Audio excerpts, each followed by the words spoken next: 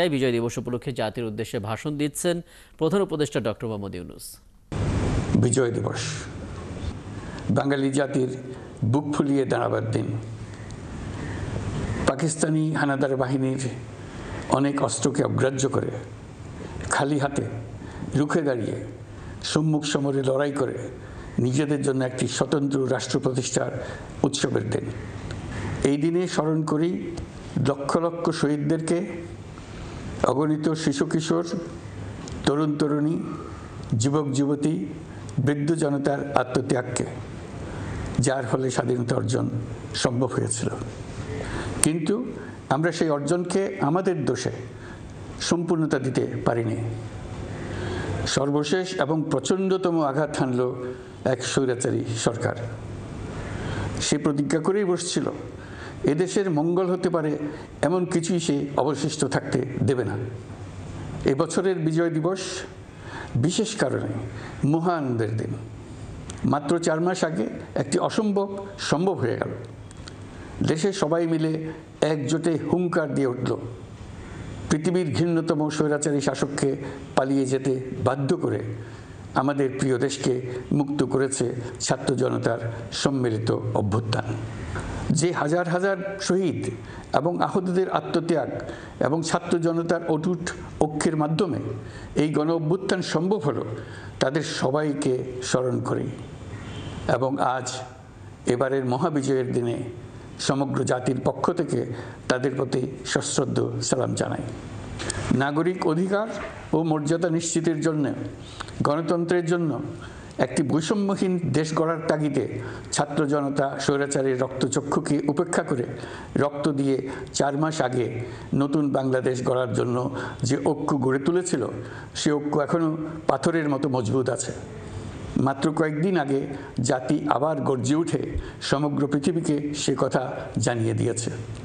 যখন পরাজিত শক্তি নড়ে চড়ে ওঠার চেষ্টা করছিল, সকল রাজনৈতিক দলের এবং সকল ধর্মের শীর্ষ ব্যক্তিদের এবং ছাত্রদের সমাবেশের মাধ্যমে এক কণ্ঠে সজোরে ঘোষণা দিয়েছিল, আমরা যে নিরেট ঐক্যের মাধ্যমে অভ্যুত্থান করেছি সে ঐক্য আরও জোরদার হয়েছে। 4 মাসের ব্যবধানে আমাদের ঐক্য কোথাও শিথিল হয়নি। নতুন বাংলাদেশ গড়ার সংকল্পে আমরা অটুট আছি। বহির্বিশ্বে চাতুর্যপূর্ণ প্রচারণা দিয়ে যারা আমাদের মধ্যে দূরত্ব সৃষ্টির চেষ্টা করছে, তারা দূরত্ব সৃষ্টি তো করতে পারেইনি, বরং সারা জাতিকে সগৌরবে উচ্চকণ্ঠে তার ঐক্যকে পৃথিবীর সামনে তুলে ধরতে উজ্জীবিত করেছে। পরাজিত শক্তি তাদের পরাজয় কিছুতেই মেনে নিতে পারছে না।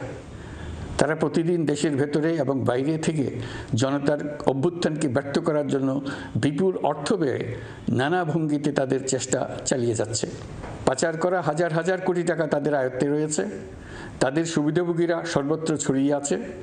আমাদের ঐক্য অটুট থাকলে তারা আমাদেরকে আমাদের লক্ষ্য অর্জন থেকে ব্যর্থ করতে পারবে না। সজাগ থাকুন, নিজের লক্ষ্যকে জাতির লক্ষ্যের সঙ্গে একীভূত করুন। পৃথিবীর কোনো শক্তিই আমাদেরকে আমাদের লক্ষ্য অর্জন থেকে বিচ্যুত করতে পারবে না। আমি দেশের গণমাধ্যম কর্মী ও জনগণের প্রতি আহ্বান জানাই, বিশ্বের কাছে দেশের প্রকৃত চিত্র তুলে ধরুন। অপপ্রচারের বিরুদ্ধে সত্যই হোক আমাদের হাতিয়ার। জাতির এই নিরেট ঐক্য এই বছরের বিজয় দিবসকে স্মরণীয় করে রাখবে, ইতিহাসের অনন্য স্থানে প্রতিষ্ঠিত করে রাখবে। এই ঐতিহাসিক অর্জনের জন্য দলমত নির্বিশেষে দেশের সকল তরুণ তরুণী, যুবক যুবতী, বৃদ্ধ বৃদ্ধা সবাইকে আমার অভিনন্দন জানাচ্ছি। এই ঐক্যের জোরে আমরা আমাদের সকল সমস্যার দ্রুত সমাধান নিশ্চিত করতে পারব। এই বিজয় মাসে আমাদের গণ অভ্যুত্থানকে অভিনন্দন জানাবার জন্য, আমাদের বিজয় দিবসে যোগ দেবার জন্য ঢাকায় এসছেন পূর্ব তিমুরের রাষ্ট্রপতি, নোবেল শান্তি পুরস্কার বিজয়ী প্রেসিডেন্ট হোসে রামোস হর্তা। তিনি তার দেশের মুক্তিযুদ্ধে নেতৃত্ব দিয়েছেন। আমাদের দেশের মুক্তিযুদ্ধ তাকে অনুপ্রাণিত করেছিল। 2002 সালে পূর্ব তিমুর স্বাধীন রাষ্ট্র হিসেবে প্রতিষ্ঠিত হয়। আমাদের জাতীয় উৎসবে শরীক হওয়ার জন্য জাতির পক্ষ থেকে তাকে আমরা স্বাগত জানাচ্ছি। কয়েকদিন আগে ইউরোপীয় ইউনিয়নের 19 জন রাষ্ট্রদূতের সঙ্গে আমার বৈঠক হয়েছে। এই প্রথমবারের মতো ইউরোপিয়ান ইউনিয়নের প্রায় সকল দেশের রাষ্ট্রদূতগণ একসঙ্গে ঢাকায় এসে সরকারের সঙ্গে বৈঠক করলেন। এই দেশগুলোর বেশিরভাগ দূতাবাস দিল্লিতে। তারা অনেকেই আগে কোনো দিন ঢাকায় আসেনও নি। এটি একটি ঐতিহাসিক ঘটনা। একত্রে ঢাকায় আসলেন শুধু এই বার্তা দেওয়ার জন্য যে ইউরোপীয় ইউনিয়ন বাংলাদেশকে সর্বোচ্চ সমর্থন ও সহযোগিতা দেওয়ার জন্য প্রস্তুত। অন্তর্বর্তীকালীন সরকারের সংস্কার উদ্যোগ এবং গণতান্ত্রিক পদ্ধতিতে নির্বাচনের প্রক্রিয়ার কথা আমি তাদেরকে জানিয়েছি। সেটিতে তারা পূর্ণ সমর্থন জানিয়েছেন এবং সরকারকে সর্বোচ্চ সহযোগিতা করবেন বলে জানিয়েছেন। বাংলাদেশের বিরুদ্ধে অপপ্রচার এবং ভুল তথ্য প্রচারের বিষয়েও আমি ইউরোপীয় ইউনিয়নের কূটনীতিকদের জানিয়েছি। ইউরোপীয় দেশগুলোর মধ্যে যাদের ভিসা অফিস নয়াদিল্লিতে আছে তাদেরকে ঢাকা বা অন্য কোনো প্রতিবেশী দেশে ভিসা অফিস নিয়ে আসার জন্য আমি অনুরোধ করেছি। আমি বলেছি ইউরোপীয় দেশগুলোর বিশ্ববিদ্যালয়ে ভর্তির জন্য অনেক বাংলাদেশি শিক্ষার্থীর ভিসা পেতে সমস্যা হয়। তারা যদি ভিসা সেন্টার ঢাকায় নিয়ে আসেন তাহলে আমাদের ছেলে মেয়েদের ভোগান্তি কমে যাবে। এছাড়া অর্থনৈতিক ও সামাজিক ক্ষেত্রে তাদের সহযোগিতার মাত্রা বাড়ানোর বিষয়ে আমি আলাপ করেছি। বিশ্বব্যাংক সহ অন্যান্য সকল দাতা প্রতিষ্ঠানসমূহের কাছে আমাদের অর্থনীতির ভবিষ্যৎ সম্বন্ধে আস্থা প্রতিষ্ঠিত করতে অন্তর্বর্তীকালীন সরকার সক্ষম হয়েছে। তারা নতুন উদ্যোগে এবং নতুন উৎসাহে আমাদের সঙ্গে নতুন আর্থিক সম্পর্ক গড়ে তুলতে এগিয়ে এসছে। অর্থনীতির সাফল্যের ব্যাপারে দেশে এবং বিদেশে আস্থার সৃষ্টি হয়েছে। অন্তর্বর্তী সরকার যখন দায়িত্ব গ্রহণ করে অর্থনীতি তখন ভেঙে পড়ার অবস্থায়। গত 4 মাসে এই অবস্থার বিরাট পরিবর্তন হয়েছে। ব্যাংকিং ব্যবস্থায় আস্থা এবং নিয়ম শৃঙ্খলা ফিরে আসছে। কোনো ব্যাংক বন্ধ করে দিতে হয়নি। ব্যাংক যত দুর্বলই হোক তাকে টিকিয়ে রাখার ব্যবস্থা করা হয়েছে। প্রথম দিকে আমানতকারীর টাকা উত্তোলনের ব্যাপারে বিধিনিষেধ আরোপ করা হয়েছিল, এখন সেটা তুলে দেওয়া হয়েছে। বাংলাদেশ ব্যাংক সকল ব্যাংককে আমানতকারীর আমানত ফেরত দেওয়ার জন্য নতুন টাকার সরবরাহ দিতে প্রস্তুত হয়েছে। আশা করি এতে ব্যাংকিং ব্যবস্থায় সকলের আস্থা ফিরে আসবে। প্রিয় দেশবাসী, আমাদের সরকারের শুরুতেই একটি কমিটি নিয়োগ করেছিলাম, শ্বেতপত্র প্রণয়ন কমিটি। এই কমিটির কাজ ছিল অভ্যুত্থানের পর অর্থনীতি কোন পরিস্থিতিতে যাত্রা শুরু করলো তার একটা দলিল রচনা করা। এতে কি পেলাম না তার একটা চিত্র তুলে ধরার দায়িত্ব দেওয়া হয়েছিল এই কমিটিকে।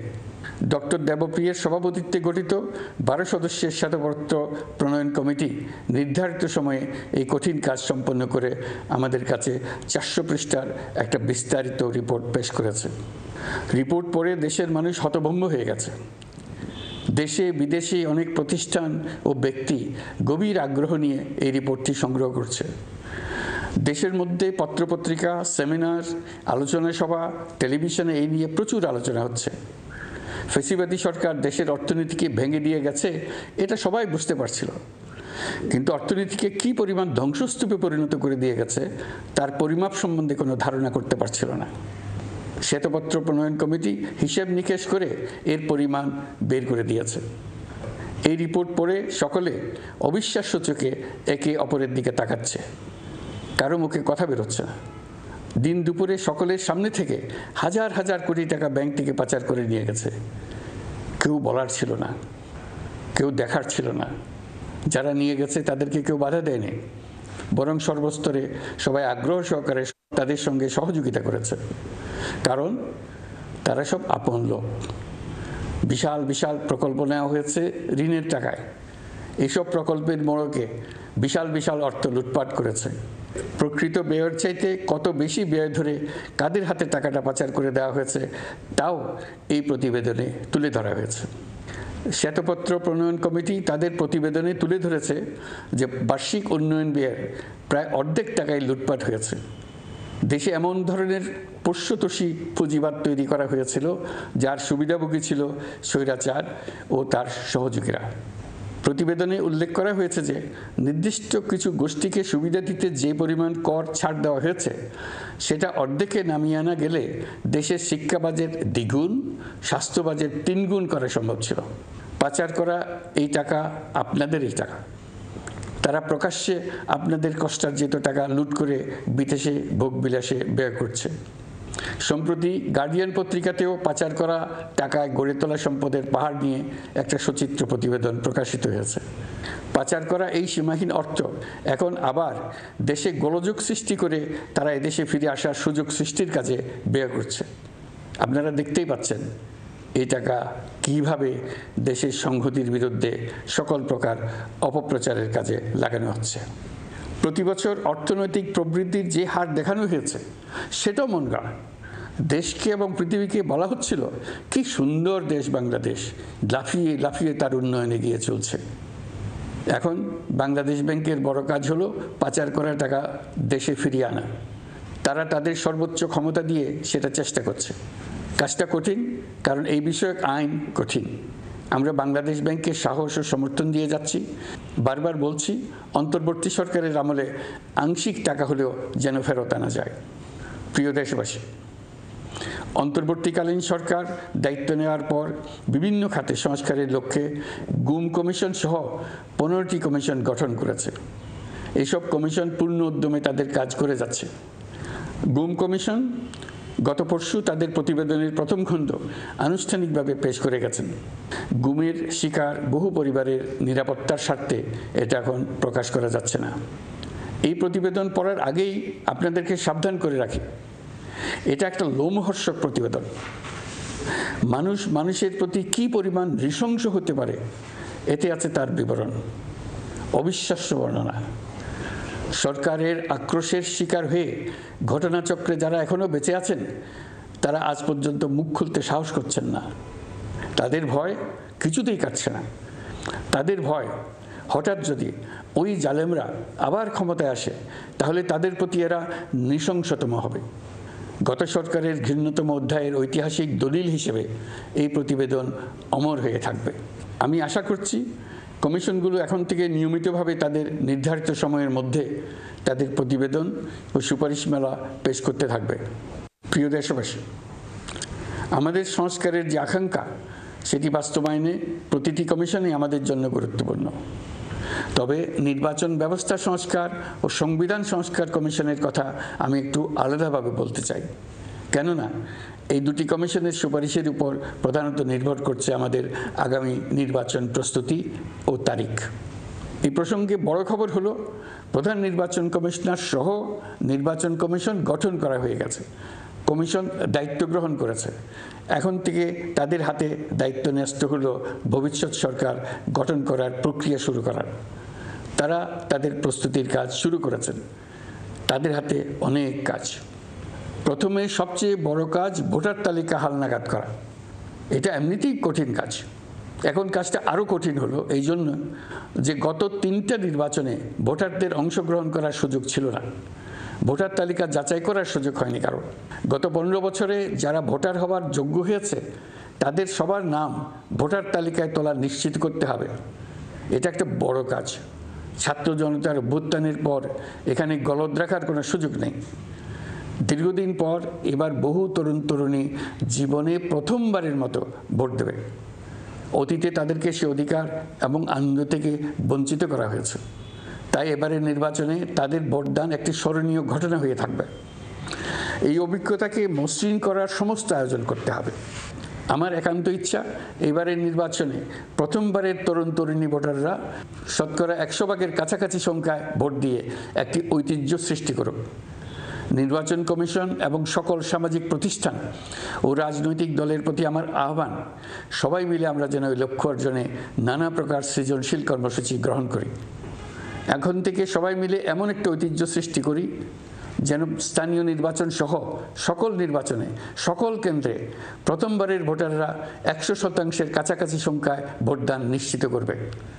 এটা নিশ্চিত করতে পারলে ভবিষ্যতে কোনো সরকার মানুষের ভোটাধিকার কেড়ে নেবার সাহস করতে পারবে না। নতুন ভোটার ছাড়াও যাদের আগে থেকে ভোটার তালিকায় নাম থাকার কথা ছিল তারা ভোটার তালিকায় আছে কিনা তা নিশ্চিত করতে হবে। বিশেষ মনোযোগ দিয়ে ভুয়া ভোটারদেরকে তালিকা থেকে বের করে দিতে হবে। এবার আমরা প্রবাসী বাংলাদেশিদেরকে ভোট দেওয়া নিশ্চিত করতে চাই। অতীতে আমরা এই ব্যাপারে অনেকবার আশ্বাসের কথা শুনেছি। এই সরকারের আমলে এটা যেন প্রথমবারের মতো বাস্তবায়িত হয়, এটা আমরা নিশ্চিত করতে চাই। এর জন্য একটা নির্ভরযোগ্য ব্যবস্থা করতে হবে। সব কিছুই সমসাপেক্ষ ব্যাপার। এর সঙ্গে যদি আমরা নির্বাচন প্রক্রিয়া আরও উন্নত করতে চাই, নির্বাচন সংস্কার কমিশনের সুপারিশমালা বাস্তবায়ন করতে চাই, তাহলে প্রয়োজনীয় সংস্কারের বিস্তৃতি ও গভীরতা অনুসারে নির্বাচন কমিশনকে সময় দিতে হবে। আমি সকল প্রধান সংস্কারগুলো সম্পন্ন করে নির্বাচন আয়োজন করার ব্যাপারে বরাবর আপনাদের কাছে আবেদন জানিয়ে এসেছি। তবে রাজনৈতিক ঐকমত্যের কারণে আমাদেরকে যদি অল্প কিছু সংস্কার করে ভোটার তালিকা নির্ভুলভাবে তৈরি করার ভিত্তিতে নির্বাচন সম্পন্ন করতে হয়, তাহলে 2025 সালের শেষের দিকে নির্বাচন অনুষ্ঠান হয়তো সম্ভব হবে। আর যদি এর সঙ্গে নির্বাচন প্রক্রিয়া এবং নির্বাচন সংস্কার কমিশনের সুপারিশের পরিপ্রেক্ষিতে এবং জাতীয় ঐকমত্যের ভিত্তিতে প্রত্যাশিত মাত্রার সংস্কার যোগ করি, তাহলে অন্তত আরও 6 মাস অতিরিক্ত সময় লাগতে পারে। মোটা দাগে বলা যায় 2025 সালের শেষ দিক থেকে 2026 সালের প্রথমার্ধের মধ্যে নির্বাচনের সময় নির্ধারণ করা যায়। প্রিয় দেশবাসী, যে কোনো সংস্কারের কাজে হাত দিতে গেলে রাজনৈতিক ঐকমত্যের প্রয়োজন। এই ঐকমত্যে পৌঁছানোর প্রক্রিয়া কি হবে? অন্তর্বর্তীকালীন সরকার এইভাবে অগ্রসর হবার প্রস্তুতি নিচ্ছে। অন্তর্বর্তীকালীন সরকার প্রথম পর্যায়ে 6টি সংস্কার কমিশন গঠন করেছে। এরা শীঘ্রই চূড়ান্ত প্রতিবেদন পেশ করবে বলে আশা করি। আমরা এই 6 কমিশনের চেয়ারম্যানদের নিয়ে একটি জাতীয় ঐকমত্য গঠন কমিশন প্রতিষ্ঠা করার দিকে অগ্রসর হচ্ছি। এর কাজ হবে রাজনৈতিক দল সহ সকল পক্ষের সঙ্গে মতামত বিনিময় করে যে সমস্ত বিষয়ে ঐকমত্য স্থাপন হবে সেগুলো চিহ্নিত করা এবং বাস্তবায়নের জন্য সুপারিশ করা। যেহেতু জাতীয় ঐকমত্য প্রতিষ্ঠা করা অন্তর্বর্তীকালীন সরকারের অতি গুরুত্বপূর্ণ দায়িত্ব, তা বিবেচনা করে আমি এই কমিশনের চেয়ারম্যানের দায়িত্ব পালন করব। আমার সাথে এই কমিশনের সহসভাপতির দায়িত্ব পালন করবেন অধ্যাপক আলী রিয়াজ। কমিশন প্রয়োজন মনে করলে নতুন সদস্য কোঅপ্ট করতে পারবে। প্রথম 6টি কমিশনের চূড়ান্ত প্রতিবেদন পাওয়ার পর আগামী মাসেই জাতীয় ঐকমত্য গঠন কমিশন তার কাজ শুরু করতে পারবে বলে আমি আশা করছি। এই নতুন কমিশনের প্রথম কাজ হবে নির্বাচন অনুষ্ঠানের জন্য যে সমস্ত সিদ্ধান্ত জরুরি সেই সমস্ত বিষয়ে তাড়াতাড়ি ঐকমত্য সৃষ্টি করা এবং সকলের সঙ্গে আলোচনা করে কোন সময় নির্বাচন অনুষ্ঠান করা যায় সেই ব্যাপারে পরামর্শ চূড়ান্ত করা। প্রিয় দেশবাসী, নির্বাচন আয়োজন ও সংস্কার ছাড়াও আপনারা আমাদের উপর অনেকগুলো দায়িত্ব দিয়েছেন। এর মধ্যে রয়েছে অর্থনীতি পুনরুদ্ধার ও মানুষের জীবনমান উন্নয়ন। ফ্যাসিবাদী সরকারের কাছ থেকে আমরা বিপর্যস্ত এক অর্থনীতি পেয়েছি। আমাদের বৈদেশিক রিজার্ভ তলানিতে গিয়ে থেকেছিল। 2024 সালের নভেম্বরে রপ্তানি আয়ের পরিমাণ ছিল $4.12 বিলিয়ন, যা আগের মাসের তুলনায় 15.63% বেশি। সামগ্রিকভাবে 2024 সালের জুলাই নভেম্বর সময়কালে রপ্তানি $16.11 বিলিয়ন মার্কিন ডলারে পৌঁছেছে।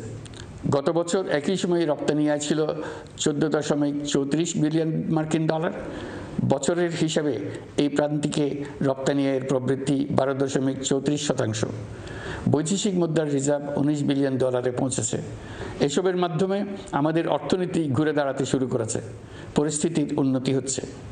গার্মেন্টস শ্রমিক ভাই বোনেরা বাংলাদেশের অর্থনীতির অন্যতম চালিকা শক্তি। তাদের বার্ষিক মজুরি 9% বাড়ানোর সিদ্ধান্ত হয়েছে। মূল্যস্ফীতির বিষয়টি বিবেচনা করে শ্রমিক ইউনিয়ন মালিক পক্ষের সঙ্গে আলোচনার ভিত্তিতে এটি নির্ধারণ করা হয়েছে। মূল্যস্ফীতি নিয়ন্ত্রণে সরকার আন্তরিকভাবে কাজ করছে। স্বীকার করতে দ্বিধা নেই, এক্ষেত্রে কাঙ্ক্ষিত সাফল্য আমরা এখনও পাইনি। তবে আমার বিশ্বাস মূল্যস্ফীতি শিগগিরই কমে আসবে। গত কয়েক মাসে বাজারে কিছু পণ্যের দাম বেড়েছে। আমরা সরবরাহ বাড়িয়ে, আমদানিতে শুল্ক ছাড় দিয়ে, মধ্যস্বত্বভোগীদের দৌরাত্ম্য কমিয়ে এবং বাজার তদারকির মধ্য দিয়ে জিনিসপত্রের দাম কমিয়ে আনার চেষ্টা করছি। পরিবহন খাতে চাঁদাবাজি এখনও পুরোপুরি বন্ধ করা যায়নি। এটা সম্ভব হলে আমরা আশা করি জিনিসপত্রের দাম আরও কমে আসবে। আমরা আপনাদের কষ্টে সমব্যথী। তবে আমরা জানি সরকারের কাজ কেবল সমবেদনা জানানো নয়। আমরা আপনাদের কষ্ট কমিয়ে আনতে সকল রকম চেষ্টা চালিয়ে যাচ্ছি। আসন্ন রমজানে দ্রব্যমূল্য সহনীয় রাখতে আমরা সবার সহযোগিতা চাই। আমরা ইতিমধ্যে ব্যবসায়ীদের সঙ্গে কথা বলেছি। তারা আমাদের কাছে ওয়াদা করেছে বাজারে পণ্য সরবরাহে কোনো সংকট হবে না। অতিরিক্ত মুনাফার লোভে যদি কেউ কৃত্রিম কোনো সংকট সৃষ্টির চেষ্টা করে আমরা তাকে কঠোর হাতে দমন করব। বাজার সিন্ডিকেটের দৌরাত্ম্য বন্ধ করতে বিকল্প কৃষি বাজার চালু করার লক্ষ্যে আমরা কাজ করে যাচ্ছি। প্রিয় দেশবাসী, হত্যাযজ্ঞের সাথে জড়িত পতিত স্বৈরশাসক ও তার দোসরদের বিচার কার্যক্রম এগিয়ে চলছে। এই জন্য আন্তর্জাতিক অপরাধ ট্রাইব্যুনাল আইন সংশোধন করা হয়েছে। বিচার প্রক্রিয়ার স্বচ্ছতা নিশ্চিত করার জন্য আসামিদের বিদেশি আইনজীবী নিয়োগের সুযোগ দেওয়া হয়েছে। আত্মপক্ষ সমর্থনের সব ধরনের সুযোগ তারা পাবেন। বিচার প্রক্রিয়া সাংবাদিক, মানবাধিকার কর্মী ও অন্যান্য পর্যবেক্ষকদের জন্য উন্মুক্ত রাখা হয়েছে। বিচারের যে কোনো অংশ চাইলে যে কেউ রেকর্ড করার সুযোগ পাবেন। আইসিসি প্রসিকিউটর করিম খান সম্প্রতি আমার সাথে দেখা করেছেন। তিনি আইসিটি প্রসিকিউটর এবং অন্যান্য কর্মীদের প্রশিক্ষণ দিতে সম্মত হয়েছেন এবং আইসিটিকে আন্তর্জাতিক মানে উন্নীত করার সহায়তা দিতে প্রতিশ্রুতি দিয়েছেন। আলাদাভাবে আমরা গণহত্যাকারীদের বিরুদ্ধে আন্তর্জাতিক অপরাধ আদালতে মানবতা বিরোধী অপরাধের মামলা করব বলে তাকে জানিয়েছি। প্রিয় দেশবাসী, জুলাই বিপ্লবে বাংলাদেশের ছাত্র শ্রমিক জনতা মিলে যে অসাধ্য সাধন করেছে তার অন্যতম শক্তিশালী ভূমিকায় ছিল এদেশের নারীরা। ফেসিবাদী শক্তির প্রাণঘাতী অস্ত্রের সামনে হিমালয়ের মতো দাঁড়িয়েছিল আমাদের মেয়েরা। স্কুল, কলেজ, বিশ্ববিদ্যালয়ের ছাত্রী, শিক্ষক, অভিভাবক, চাকরিজীবী, শ্রমজীবী, সকল পেশার, সকল বয়সের নারীরা এই আন্দোলনে বিরাট ভূমিকা রেখেছে। এই বছর বেগম রোকেয়া দিবসে দেশ জুড়ে আন্দোলনে নারীদের আত্মত্যাগ ও ভূমিকার বিষয়ে বড় আকারে আলোচনা হয়েছে। ওই দিন জুলাই কন্যারাও ঘোষণা দিয়েছে তারা তাদের কথা কাউকে ভুলে যেতে দেবে না। অন্তর্বর্তীকালীন সরকার নারী অধিকার রক্ষায় নারী বিষয়ক সংস্কার কমিশন করেছে। শিগগিরই তারা তাদের রিপোর্ট দেবে। জুলাই কন্যারা ঘোষণা দিয়েছে প্রতি বছর 10 ডিসেম্বর তারিখে নির্ধারিত সময়ে সারা দেশে সকল পরিবারের নারী, শিশু, কিশোরী, তরুণী, মহিলা, বৃদ্ধা একসঙ্গে নিজ নিজ নির্ধারিত স্থানে, সেটা উঠান হোক, বাড়ির সামনে রাস্তায় হোক, সমাবেশ করে দেশের অর্ধেকাংশ মানুষের অস্তিত্বের কথা সারা জাতিকে স্মরণ করিয়ে দেবে, তাদের আশা আকাঙ্ক্ষার কথা জানিয়ে দেবে। যেই তরুণীরা জুলাই আন্দোলনে সামনের সারিতে থাকলো তারা নতুন বাংলাদেশ গড়ার প্রত্যয় থেকে আর কোনোদিন সরে যাবে না। তারা শুধু নতুন বাংলাদেশ নয়, নতুন এক পৃথিবী গড়ে তোলার মহাকর্মযজ্ঞে বাংলাদেশের সকল বয়সের নারীদের সঙ্গে নিয়ে নেতৃত্ব দেবে। সবশেষে এই বিজয়ের মাসে আমি বাংলাদেশের দল, মত, জাতি, ধর্ম, বর্ণ, বয়স নির্বিশেষে সবাইকে ঐক্যবদ্ধ থাকার আহ্বান জানাচ্ছি। শক্তিশালী স্বৈরাচারী সরকারকে জাতীয় ঐক্যের মাধ্যমেই আমরা হটাতে পেরেছি। তারা এখনও সর্বশক্তি দিয়ে জাতিকে বিভক্ত করার চেষ্টা চালিয়ে যাচ্ছে। সাম্প্রদায়িক রাজনীতির মাধ্যমে জাতীয় ঐক্যকে নস্যাৎ করতে চাচ্ছে, একের প্রতি অন্যের বিষ উগড়ে দিতে চাচ্ছে। তাদের এই হীন প্রচেষ্টাকে কোনোভাবেই সফল হতে দেবেন না। প্রিয় দেশবাসী, এটা আমাদের বিজয়ের মাস। 16ই ডিসেম্বরে যুদ্ধ জয় করে পৃথিবীর বুকে বাঙালি জাতির একটা স্বাধীন রাষ্ট্র প্রতিষ্ঠার মাস, শত্রুকে চূড়ান্তভাবে পরাজিত করার মাস, নিজের শক্তিকে আবিষ্কার করার মাস। এই বিজয়ের মাসে আমরা সকল প্রস্তুতি নিয়ে দৃঢ় পদক্ষেপে নতুন বাংলাদেশ গড়ার যাত্রা শুরু করলাম। এই যাত্রা শুভ হোক, গন্তব্যে পৌঁছানো নিশ্চিত ও আনন্দদায়ক হোক। বিজয়ের মাস হোক নারী, পুরুষ, ধর্ম, বর্ণ, রাজনৈতিক পরিচয় নির্বিশেষে জাতির মহা ঐক্যের মাস। বিজয়ের মাস হোক ছাত্র জনতার অভ্যুত্থানকে স্মরণ করে নতুন বাংলাদেশ গড়ার শপথ দৃঢ়তার সঙ্গে পুনর্ব্যক্ত করার মাস। বিজয়ের মাস হোক নতুন বাংলাদেশ গড়ার লক্ষ্যে তরুণদের প্রচণ্ড দুঃসাহস প্রকাশের মাস। বিজয়ের মাস হোক নাগরিকদের পরস্পরের মধ্যকার সম্পর্ক স্থায়ীভাবে ভয়বিহীন থাকবে এমন এক সমাজ গড়ার মাস। সংখ্যালঘুদেরকে সংখ্যাগরিষ্ঠদের ভয়ে ভীত হতে হবে না, নারীকে পুরুষের ভয়ে ভীত হতে হবে না, বিত্তহীনকে বিত্তবানদের ভয়ে ভীত হতে হবে না, নিজের মত প্রকাশে কারো ভয়ে ভীত হতে হবে না। বিজয়ের মাস হোক অসম্ভবকে সম্ভব করার প্রতিজ্ঞা নেবার মাস। প্রিয় দেশবাসী, শিশু, কিশোর কিশোরী, তরুণ তরুণী, ছাত্রছাত্রী, বয়স্ক, বৃদ্ধ, পুরুষ, নারী, আসুন আমরা প্রাণ ভরে বিজয়ের মাস উদযাপন করি। সকলকে বিজয়ের মাসের শুভেচ্ছা জানাচ্ছি। এই বিজয়ের মাস জাতির জন্য এক নতুন দিগন্তের সৃষ্টি করুক। আপনাদের সবাইকে আবার আমার সালাম জানাচ্ছি।